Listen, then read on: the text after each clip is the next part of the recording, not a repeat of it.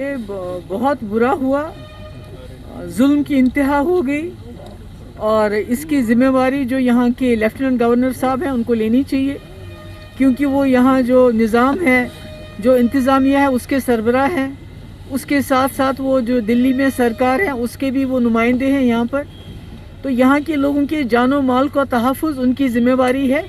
और अगर उसमें कोई इस किस्म का सानिया हो जाता है जहाँ पर 3 हमारे बेकसूर इनोसेंट सिविलियंस मारे गए और उनके बाद उनको OGW का नाम दिया गया, हाइब्रिड मिलिटेंट का नाम दिया गया, और उसके बाद उनकी लाशों के लिए उनके घर वालों को भीख मांगनी पड़ी। और अभी तक जो आमिर मागरे है, जो एक बहुत ही गरीब घर से ताल्लुक़ रखता है, जिसके बाप को मिलिटेंट मारने के लिए अवार्ड भी मिला है, उसकी लाश अभी तक उसके घर वालों को नहीं मिली।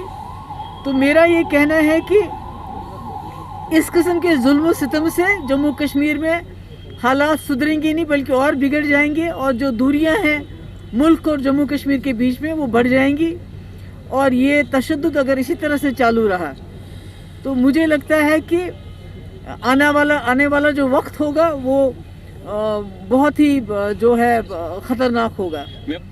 अगर बीजेपी को 70 साल लगे जम्मू कश्मीर में 370 हटाने में, तो हम भी 70 महीने हो सकता है, 70 दिन भी, 70 महीने भी हो सकते हैं, पर हम स्ट्रगल करेंगे। और जो हमारा तशख़्ख़ुस है, जो हमारा मुल्क का वादा है जम्मू कश्मीर के लोगों के साथ, जिसको इस मुल्क की कॉन्स्टिट्यूशन ने हमें दिया है, उसको दोबारा से बहाल करने के लिए हम तब तक जद्दोजहद करेंगे जब तक 370-35 एक बहाल होने के साथ साथ मसले कश्मीर भी हल नहीं किया जाता है। देखिए, जब अभी करतारपुर कॉरिडोर फिर से खोल दिया तो क्या पाकिस्तान के साथ में बात नहीं की?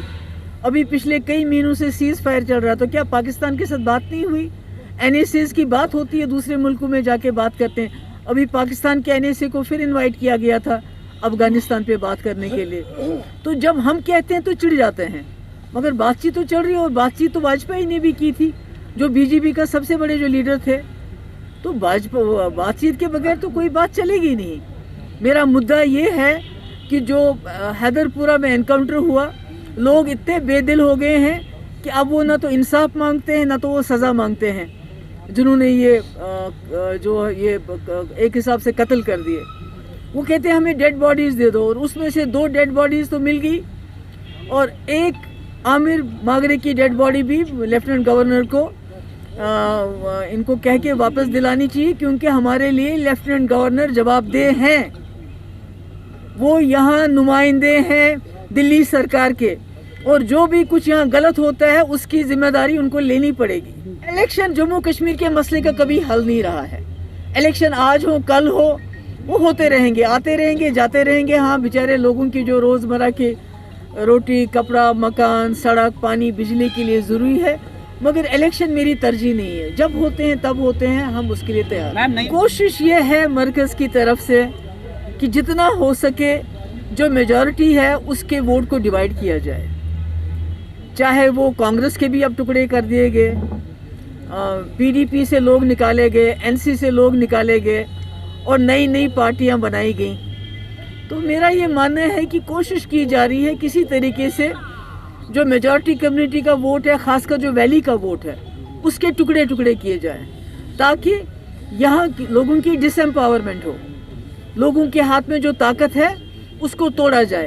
पर मुझे ये यकीन है कि कश्मीर के लोग सियासी तौर पे बहुत बालिग हैं, वो समझते हैं इस चीज़ को, और जब वक्त आएगा तो वो सही फैसला करेंगे। इस बात पे मैं क्या कहूँ, ये तो हमको सहना पड़ेगा, क्योंकि अगर हम किसी चीज़ के लिए लड़ने के लिए निकले हैं, अभी परसों मेरे भाई को बुलाया, उससे पहले मेरी माँ को बुलाया, उससे पहले मुझे बुलाया, ये तो धमकाने वाली बात है ना कि आप या तो खामोश हो जाओ या हम आपको जेल में डाल दें। और ये तो मेरी बात नहीं है, यहाँ जो जर्नलिस्ट हैं, जो आप लोगों का तबका है, आपको तो बात करने नहीं देते हैं, सच बोलने नहीं देते हैं। आपके पीछे UAP है, आपके पीछे NIA, आपके पीछे PS है, तो ये तो किसी को भी बात करने नहीं देते। यहाँ तक कि जो अतहर मुश्ताक है, जिसको HMT में इसी तरह मारा गया जैसे परसों ये लोग हैदरपुरा में मारे गए, और उसका बाप भी चीख रहा था कि मेरे बच्चे की लाश मुझे दे दो, और उसको UAPA लगा दिया।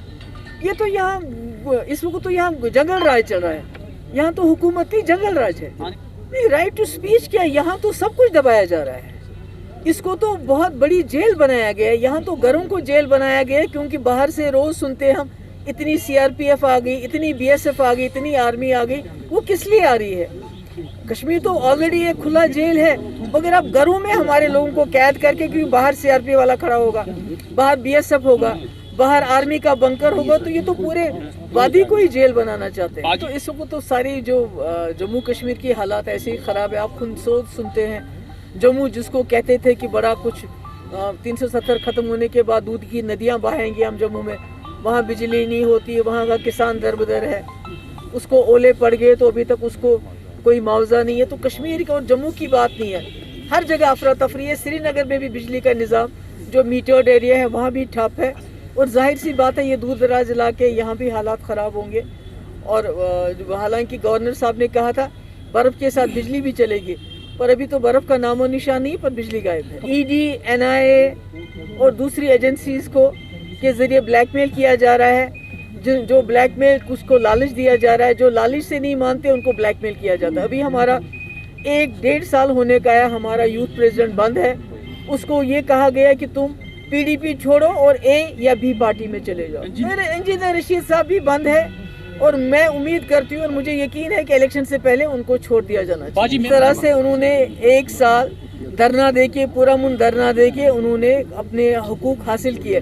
पर हमारी बदकिस्मती ये है कि जम्मू कश्मीर में यहाँ के लोगों को धरना तो दूर की बात है, बात करने नहीं देते हैं। दम घुटता है, कोई बात करते तो दूसरे दिन उसको पुलिस बुलाती है। वही मैंने कहा, आप लोग कोई सच्ची बात कहते हो तो दूसरे दिन आपको भी थाने में बुलाया जाता है। बताओ क्यों बोला है ऐसा? क्यों आपने ये वीडियो, हमारा एक जो है तालिब चौधरी, उसने वो जो सोमो ड्राइवर को मार दिया उन्होंने, उसका वीडियो चढ़ाया। अभी 14 दिन वो जेल के अंदर था, तब जाके उसकी जमानत हुई है। यहाँ तो पूरा, मैंने कहा ना, यहाँ तो जंगल राज है, यहाँ तो किसी को बात करने की इजाज़त नहीं है, पर ये भी नहीं रहेगा। आपने देखा किसानों ने 1 साल सड़क पे आके प्राइम मिनिस्टर से माफ़ी भी मंगवाई, और जो कानून पास किए थे उनको भी रिपील करने की बात कहलवाई। और इंशाल्लाह एक दिन आएगा, न सिर्फ 370 और 35 से, बल्कि उसके साथ सूद भी देना पड़ेगा।